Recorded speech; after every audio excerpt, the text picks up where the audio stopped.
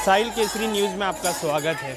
इस समय हम मौजूद हैं कुर्ला के सुभाष युवक मंडल के पास, जहां पे नवरात्रि के शुभ मौके पे शुभ आयोजन किया गया है सुभाष युवक मंडल द्वारा। तो आइए जानते हैं उनसे कि ये जो आयोजन यहाँ हुआ है वो किस प्रकार से हुआ है और यहाँ पे कितना टाइम लगा है ये होने में। युवा मंडल के जो है सेक्रेटरी भी है, तो आइए उनसे भी जानते हैं ये जो आयोजन हुआ है, ये सब आयोजन कितने सालों से हो रहा है और ये आयोजन करने में इन्हें कितना समय लगता है। आदित्य पानसे जी, आप कुछ बताना। नमस्कार। समाज को एक संदेश दे, एकता बनाए रखे, इस विषय में लेकर हमेशा सुभाष युवक मंडल की तरफ से अलग अलग कार्यक्रमों का आयोजन होता है। और यहाँ पर जो विश्व गुरु भारत का जो डेकोरेशन किया गया है, मैं सभी कुर्ला के सभी मुंबई के रहीवासियों से विनंती करता हूँ कि ज़्यादा से ज़्यादा लोगों ने यहाँ पर उपस्थित रहे, इस डेकोरेशन का आनंद ले, माता जी का दर्शन ले। ये आप सभी को मैं आमंत्रित करता हूँ। जय हिंद।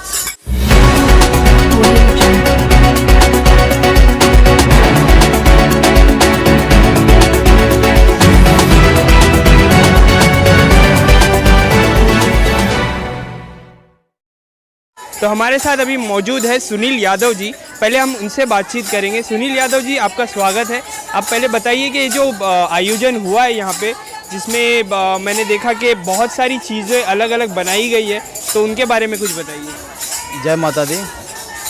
ये अपना भारत के जो इतिहास है, प्राचीनतम से लेके आधुनिकता की ओर बढ़ता हुआ भारत, लोगों को अपने भारत की बहुत सी जानकारियाँ नहीं मिली। जो हमारे प्राचीन ऋषि मुनि थे, जिन्होंने जो विश्व के लिए नए नए खोज किए हैं, जैसे कि आप देख सकते हैं वहाँ पे पतंजलि ऋषि है, जिन्होंने योग पूरे विश्व को दिया, जो आज अपन जागतिक योग दिन के माध्यम से 21 जून को मनाते हैं। उसी प्रकार कनाद ऋषि जो है, विश्व को अणु और परमाणु की पहली बार किसी ने जानकारी दी रहेगी तो वो है कनाद ऋषि, जिसकी वजह से आज परमाणु बम हम देख रहे हैं, आज युद्ध चल रहा है, लेकिन उसके जनक जो है वो कनाद ऋषि है। उसी प्रकार से सुश्रुत ऋषि, जिन्होंने आँखों का सर्जन, जो कैटरैक्ट का ऑपरेशन, ये पहला करने वाले ऋषि भारत के थे।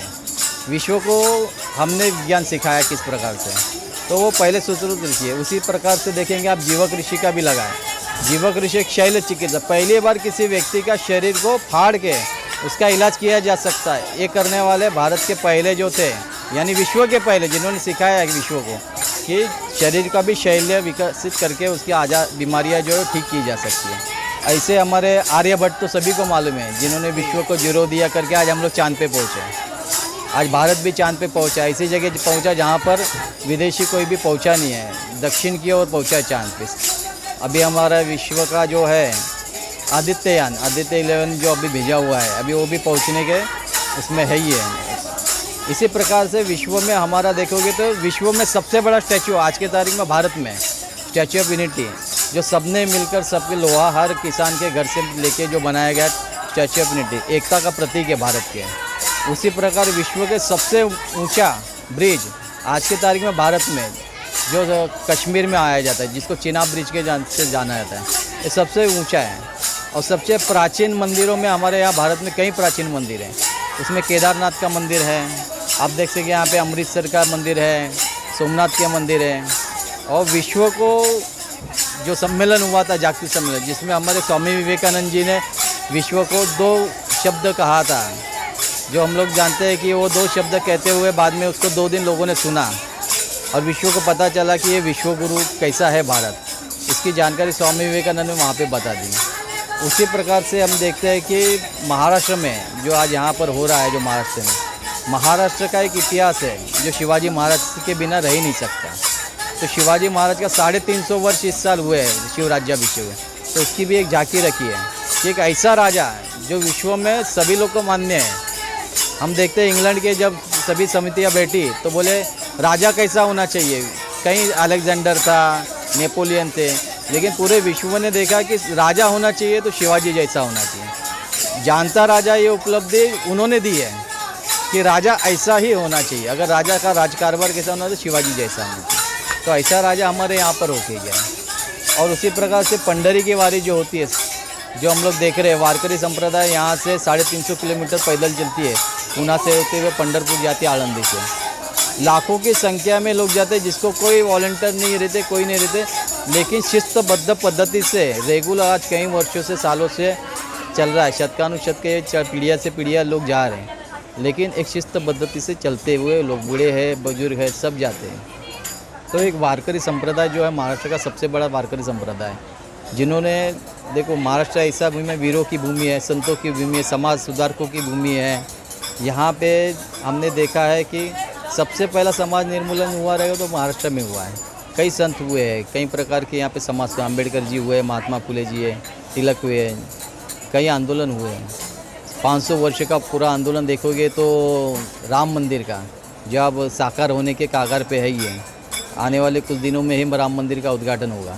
तो वो राम मंदिर की भी झांकी हमने रखी है कि पूरे भारत की पहचान राम से है। तुम कन्याकुमारी में ही जाओगे वहाँ पे तुमको रामानंद मिलेगा, कश्मीर में भी जाओगे तो वो राम सुख मिलेगा, तो कहीं पे राम सिंह मिलेगा, तो हमारे यहाँ रामराव मिलेगा महाराष्ट्र में। तो राम के नाम की जो है ना महिमा कश्मीर से लेकर कन्याकुमारी तक, तो वो एक मंदिर है, हमारे भारत का एक सनातन संस्कृति के सिंबल है, जो आज बनने जा रहा है विश्व में। 550 वर्ष के पूर्व की लड़ाई है जो आज साकार हो रही है। तो कई चीज़ें हैं कि जो भारत की, हमारे विश्वगुरु की प्रतीक बताती है कि हम विश्व के शांति का प्रतीक है। आज देख रहे हो विश्व में युद्ध चल रहे, सब चल रहे, लेकिन भारत आज G20 के माध्यम से सब देशों को एकत्रित करके कहीं तो शांति लेके एक विकसित भारत विश्व को वसुदेव कुटुंब की व्याख्या समझा रहा है और सबको एकत्रित ला रहा है और सबको एकता की भूमिका लाने का कार्य आज भारत कर रहा है। इसलिए भारत जो है तो उसका विश्वगुरु भारत आज लोगों तक पहुंचाने का माध्यम हम नवरात्रोत्सव करते हैं। तो नवरात्रों में यहाँ पे देवी की स्थापना तो होती है, लेकिन कई सामाजिक कार्य मंडल के द्वारा होते रहते हैं। तो इसी के माध्यम से हमारे भारत की धरोहर क्या है, संस्कृति क्या है, ये लोगों तक पहुँचे, ये विषय के लिए हम लोग ने यहाँ पर विश्वगुरु भारत थीम रखी है। और अभी जो चल रहा है, नए नए व्यंजन आ रहे हैं, पिज़्ज़ा, बर्गर, लोग बीमार की तरफ जा रहे हैं। जागतिक भरण धान्य जो अभी इस वर्ष किया है, जो ज्वार है, बाजरा है, नाचनी है, राजगीरा है, तो उसकी भी झांकी रखी है। लोगों को चलना चाहिए कि जो मूल हमारा अन्न क्या है, जिसके वजह से भारत की जो ताकत थी विश्व में, हम लोग ने पाया कहीं भारतीय पाश्चिमात्यों का आक्रमण की वजह से व्यंजन भी बदलते जा रहे हैं, जिसके कारण हमारा भी अभी कई लोगों में अब उसकी कमजोरी महसूस होती है। तो पूरा एकदम हमारा विश्वगुरु भारत क्यों था, इसकी जानकारी लोगों को होनी चाहिए कि हमारा अन्न धान्य क्या है। कई प्रांतों में बटा है, हम देखते हैं कई राज्य अलग अलग प्रकार है, सबका पहनावा अलग है, सबका खान पान अलग है, बोली भाषा अलग है, लेकिन हम सब एक संस्कृति में बंधे हुए एक मात्र हैं। बोलते ना अलग अलग इसमें है लेकिन एक इसमें पिरो हुए है, वो है भारत। जो भारत कई प्रकार के लोगों को एकत्रित कर सकता है, पूरे विश्व को एकत्रित करने का सामर्थ्य रखता है। और आज विश्व में देखोगे भारत की जो गति बढ़ रही है, आगे चल के पूरे विश्व में सब लोग मानेंगे भारत का लोहा।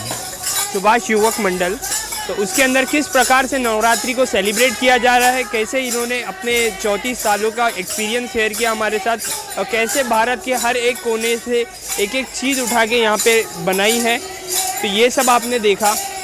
तो इसी के साथ मैं समाप्त करूँगा, और कैमरामैन अजय सिंह के साथ मैं सिद्दीकी जैद, साहिल केसरी न्यूज़।